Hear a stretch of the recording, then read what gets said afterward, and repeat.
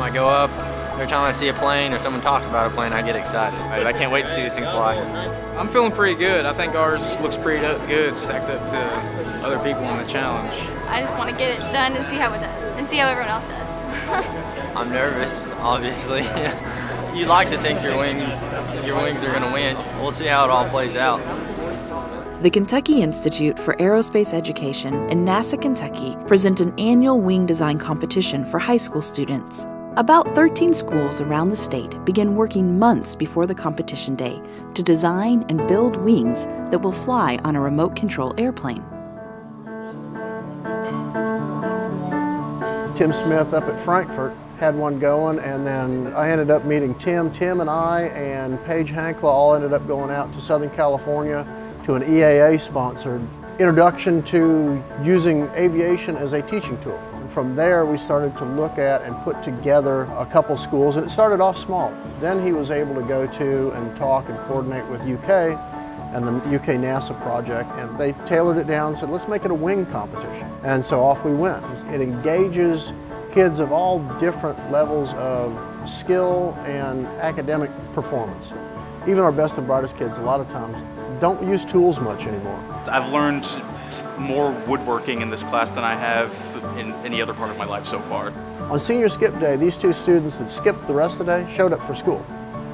And I'm like, what are you guys doing here? Well, we came to class. Why? Because we're not missing this. Around the state, schools are preparing their planes for competition. We're designing groups in our wings, and then we're going to have competition between us to pick the best one. Our wing is named Puerto Rican prom dress. So we had this bright orange monocoat. We painted these blue and put that green just to have some fun with it. As you can tell, we have two separate wings here. We chose to use the USA 35B airfoil. The design we chose this year was the Epler 422. We chose it because it has a slight camber but not a completely flat bottom. We wanted to have a slight camber for lift, but we didn't want a big camber like we had last year. The biggest challenge is the difference in the two objectives of the challenge, to build an airplane that can go through the course the fastest and then that can also carry the most weight.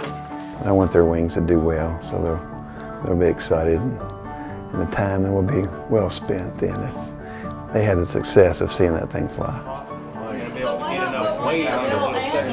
The challenge says you have to hold as much weight as you can. It has an undercarriage to carry people's luggage, and it distributes perfectly along the fuselage so it doesn't cause any disruption during flight. We split up into two teams. One will finish the wing, and the other is designing and building this payload system. I'm learning a whole lot about how they work and how to actually design them and build them. All these different concepts that they have read about, now they're seeing it in real action. Taking Yes, the and then length put of those this. weights in there. But we have to make sure that we can still work on the On the day of the competition, the teams arrive early to set up and get ready to fly. Good. Well, you guys don't have to stand there and hold it. You can go in and pick a table.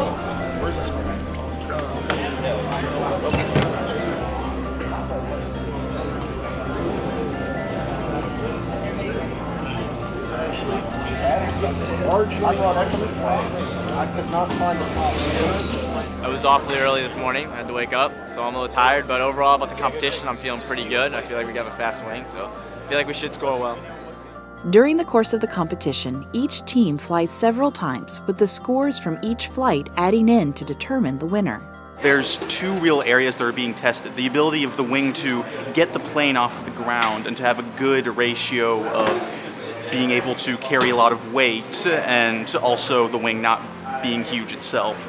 The other part is a race of sorts, where it's which plane is more maneuverable, which plane is more fast. Our first run was pretty shaky on our, did a little roll there. I think it added a few seconds to our first run, but we came back and ran it again and shaved it off. After the flights were finished, the final scores were tallied. Teams were also judged by experts and had the opportunity to present their designs to professional pilots. While the team from Taylor County won the overall competition, all the teams were proud of their work. I'm especially proud of the weight test. We had been going mostly for speed, and that turned out pretty well. We got second in that. But in the weight challenge, we actually did really well as well, and that was something that I was kind of surprised at. There's no better way to learn than by seeing it for yourself in action, and that's what this did. It's not really about winning and losing, it's about going through a process and learning. They've designed it, they built it, and this thing actually leaves the ground and it does what they've asked it to do. That's the real joy in all this. They even are using math skills they probably didn't realize they could do. We kind of sneak in a little math learning there that they don't even realize that they're getting. We put so much work into it. I mean, I've never done this before. I didn't know it was going to fly. How am I going to build something and then it worked? So it was cool seeing it actually work. A lot of collaboration and teamwork, and letting your pride go, and taking on everybody else's. I can't think of like a single word to describe it. I guess enlightening to see like something that we made and like come out and actually work.